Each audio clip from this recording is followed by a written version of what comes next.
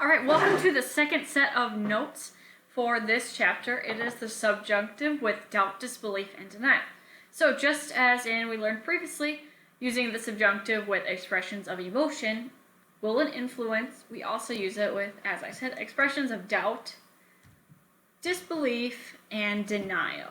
So that's what we're working on today. Here's an example. Dudan, hopefully you already know that dudar means to doubt, so that's obviously a doubt, disbelief, or denial. It's right there. Okay, we remember we need that still.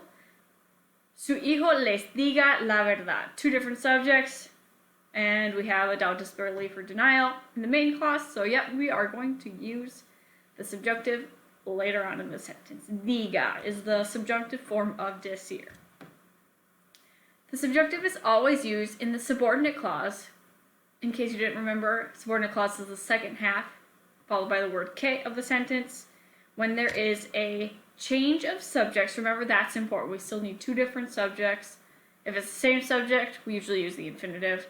And the expression in the main clause implies negation or uncertainty. So negation, like denial essentially, and uncertainty. So essentially, the subjunctive is all about uncertainty, so hopefully write that into your brain so you can use that later on.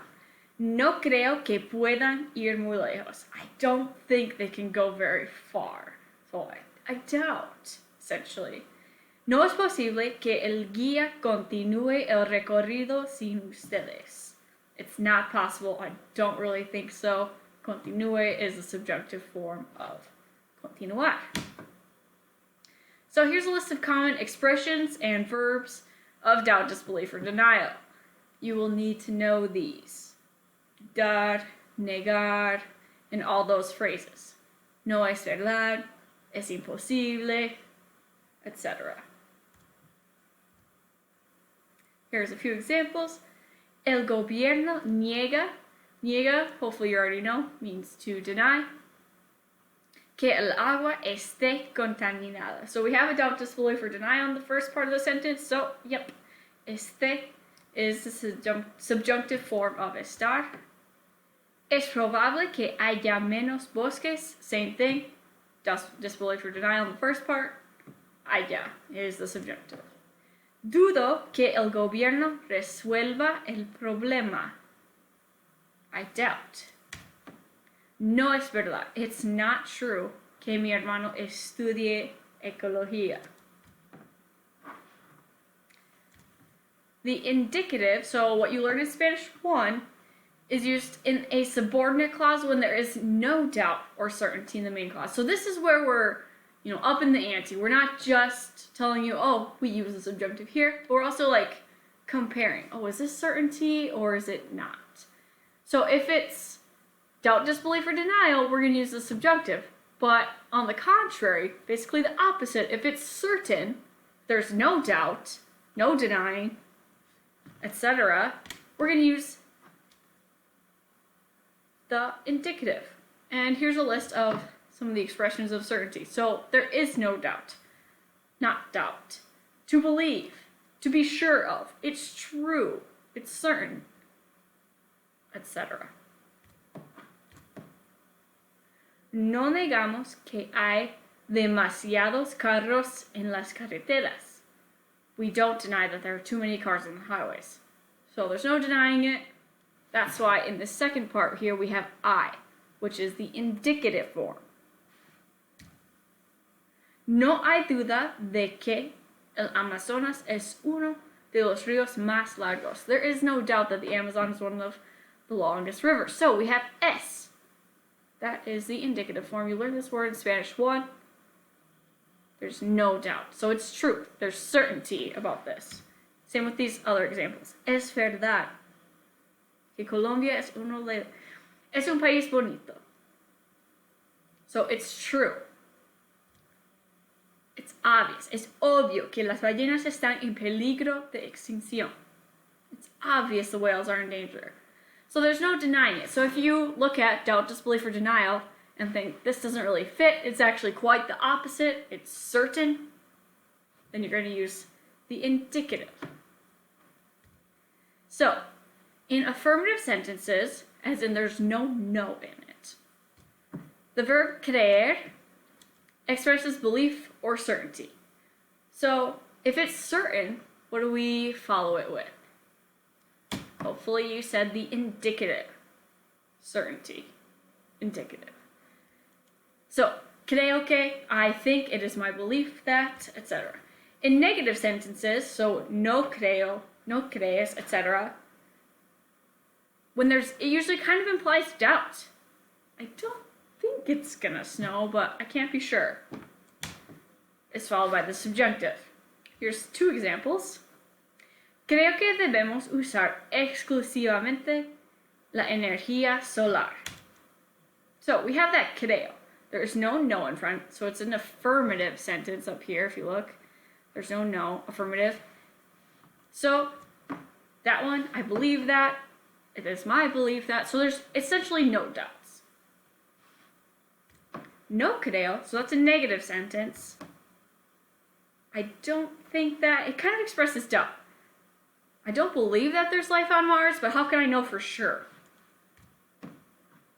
So, we're going to learn two other words that trigger the subjunctive usually, but you have to decide based on the speaker if they imply doubt. They are quizás and tal vez. They both mean perhaps or maybe, stuff like that. They usually follow by subjunctive because they imply doubt about something. There are certain situations where you maybe would use the indicative, but for all intents and purposes, just use the subjunctive. Quizás haga sol mañana. Notice that we don't have a K here. This is one other exception where you don't need a K. Actually, don't use a K. It's not optional. You do not use it. Also, tal vez veamos la luna esta noche. Perhaps we will see the moon tonight. So again, this slide is not in your notes, but hopefully you wrote down this section in maybe if there's a space in your packet or an extra sheet of notebook paper. Go on and take that out. We'll add to it. I'll go through it again so you're solidifying that in your long-term memory. So we have the indicative in the first part of the sentence. When we're building up for the subjunctive, we need indicative in the first part. So if we're going to use the subjunctive later on, this first part has to be something that triggers the subjunctive. We have three sections that we've learned so far. Verbs of will and influence. I recommend, I command. Verbs or expressions of emotions. Notes we've just recently learned. And today we learned expressions of doubt, disbelief, and denial. So please know that there are other ones, but for all your practices, just worry about these. And we're today, for sure, just going to be focusing on doubt, disbelief, and denial in your practice. So if it goes into one of these, we know, oh yeah, we're going to use the subjunctive later on. So we almost always have this K. We for sure also need two different subjects, and this K separates these two clauses. The exceptions, we learned ojalá. Ojalá, you can also say ojalá que. It's optional. These two, tal vez and quizás, just don't use K. You don't need that. Oh, so we had something that triggered the subjunctive in the first part of the sentence. Now we finish the rest of our sentence with a verb of the subjunctive. So we use it. Hopefully you know how to conjugate. You guys have been rock stars doing the conjuguemos, and you were rock stars at it before even we left. I was very impressed. So review these conjugations. If you're having a hard time, please don't hesitate to ask for more practice or help. Alright, so you go to the yo in a nutshell, drop that O, reverse what you know. So opposite ending, if it's an AR verb, you'll use ER endings, etc. Dishes are your irregulars, there's karkar stem changers, all that. Don't be afraid to review your notes when you're working on this stuff. So I'm going to go through two practice ones. So, 4 of these ones, they're just a little bit more complicated because now we hopefully know you can conjugate the subjunctive with relative ease. There's no point in just exclusively conjugate the subjunctive, but now you need to decide if this is doubt, disbelief, or denial, or The opposite, more of a certainty type phrase. So, number 1, dudo que ellos, and then we have the verb trabajar. Dudo, I need to know what that means in order to decide that. Dudo, I doubt. Oh, that's obviously doubt, disbelief, or denial. So we're going to use the subjunctive. Oops. So the subjunctive form of trabajar, and our subject is ellos, would be trabajen. Number 2, es cierto que. Es cierto. That means it's certain that, it's true that. So, is that doubt, disbelief, or denial? Hopefully you said no, because it's the exact opposite. So, we're going to use come. It's true que él come mucho. It's true that he eats a lot. So, go through these. There are 14 total questions. You'll probably move on to the next page or the next section to do 7 through 14. And we already did numbers 1 and 2. There they are for you. So, continuing with this activity, I would highly recommend writing this down. Write down doubt, disbelief, or denial, or certainty. You need to decide that in the first part of the sentence. Which one is it? You'll need to know what these mean. And you'll need to know if you need the subjunctive or indicative. So go ahead, go through these, do them on your own. Don't look it up. There's no point. And then check your answers. The slides are on the next portion of the plan for today. If you have any questions, don't hesitate to email me, send me a remind, anything like that. Hasta la vista, chicos.